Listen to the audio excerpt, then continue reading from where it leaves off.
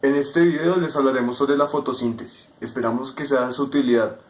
El video es enviado por el grupo conformado por Cristian Correa, Juan Sebastián Murcia, Andrés Felipe Combardia y Carlos Mario Murcia. A continuación explicaremos cómo ocurre la fotosíntesis desde una perspectiva bioquímica. La idea es comprender la manera en que el organismo de las plantas realiza su metabolismo a nivel celular y en el proceso transforma la energía solar en energía química. La fotosíntesis es el proceso anabólico mediante el cual las plantas y otros organismos como bacterias y algas son capaces de transformar energía luminosa en energía química. En este proceso, las moléculas de materia inorgánica, es decir, las moléculas de agua y de dióxido de carbono, se combinan, formando moléculas orgánicas como la glucosa.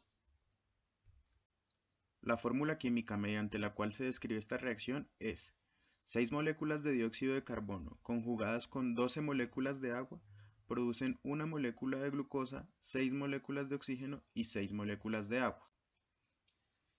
Este proceso que realizan las plantas y que hace parte de su metabolismo es de suma importancia para el medio ambiente a lo largo y ancho del planeta Tierra, pues mantiene la atmósfera en condiciones apropiadas para sustentar la vida como la conocemos. Por un lado, las plantas a través de la fotosíntesis liberan oxígeno en la atmósfera mientras que absorben el dióxido de carbono presente en la misma. Por otro lado, producen hidratos de carbono y glucosa que sirven de alimento y fuente de energía para el resto de organismos que habitan el planeta. En la fotosíntesis podemos identificar dos fases principales. La fase luminosa o fase clara, que ocurre durante el día pues depende de la luz, y la fase oscura que no depende de la luz y puede ocurrir bien durante el día o también durante la noche. Las células vegetales poseen un organelo especializado en el citoplasma llamado cloroplasto. Estos cloroplastos poseen una sustancia verde denominada clorofila, que es la verdadera protagonista en la fotosíntesis. En general, los cloroplastos presentan una doble membrana, un estroma y el grana, este último compuesto por una cadena de estructuras conocidas como tilacoides. Cada fase de la fotosíntesis tiene un lugar en un sitio específico de la célula. La fase luminosa ocurre en la membrana de los tilacoides, mientras que la fase oscura se lleva a cabo en los estromas. La fase luminosa inicia con la fotólisis del agua, es decir, el rompimiento de la molécula de agua por acción de la luz solar, produciendo dos hidrógenos, dos electrones y un oxígeno que, como ya habíamos mencionado, es liberado en la atmósfera. Los electrones entran a la cadena de transporte de los cloroplastos y allí sufren cambios en su nivel de energía. En un primer momento ocurre un proceso cíclico denominado fotosistema 2, donde la clorofila P680 actúa en compañía de la enzima F-ATPasa sobre los electrones aislados y como resultado se forman moléculas de ATP. Esta energía posteriormente será usada en la fase oscura.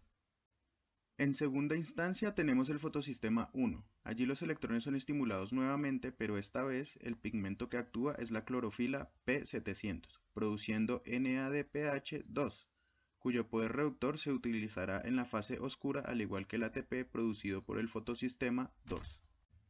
En este momento cabe aclarar un par de cosas. El oxígeno liberado hasta ahora en el proceso podría considerarse como un desecho desde el punto de vista de la planta, pues ella no lo necesita para nada. En cambio, sí resulta ser muy útil para el medio ambiente y los organismos que lo habitamos. A su vez, hay que decir que la glucosa sí es un producto que la planta necesita para su existencia, y en este sentido debemos recordar que las plantas destinan la glucosa para fines estructurales y de reserva de energía. Esto último a la larga beneficiará también al resto de organismos vivos. En particular, beneficiará a los humanos que hemos aprendido a usar esta sustancia como materia prima en distintas formas de consumo. La fase oscura produce PGA o ácido fosfoglicérico. También produce PGAL o gliceraldehído 3-fosfato y glucosa. Esta última posibilita la formación de hidratos de carbono, lípidos, hormonas y otras sustancias en la planta. Continuemos.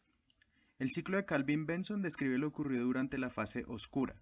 Para empezar, la enzima ribulosa 1,5-difosfato presente en los estromas del cloroplasto fija el dióxido de carbono suspendido en la atmósfera. Lo que pasará en esta reacción es que por cada molécula de dióxido de carbono se producirán dos moléculas de ácido fosfoglicérico. Sobre estas dos moléculas resultantes actúan después el ATP y el NADPH2, reduciendo el ácido fosfoglicérico a su forma gliceraldehído 3-fosfato. A partir de este momento pueden ocurrir dos cosas. 1. Por acción del ATP se forme nuevamente la ribosa 1,5-difosfato a partir de la ribosa monofosfato. De esta manera se activa nuevamente el proceso de lisis y reducción hasta lograr la síntesis del 3-fosfogliceraldehído. Y 2. El otro camino es que se sintetiza la glucosa y a partir de ella todas las demás sustancias que necesita la célula vegetal para su supervivencia. Bien, esa es la manera en que ocurren las reacciones bioquímicas dentro de las células vegetales, dando forma a lo que conocemos como fotosíntesis. Esperamos que la explicación haya sido clara y sirva para las personas que buscan herramientas de estudio alternativas a la academia tradicional. Muchas gracias.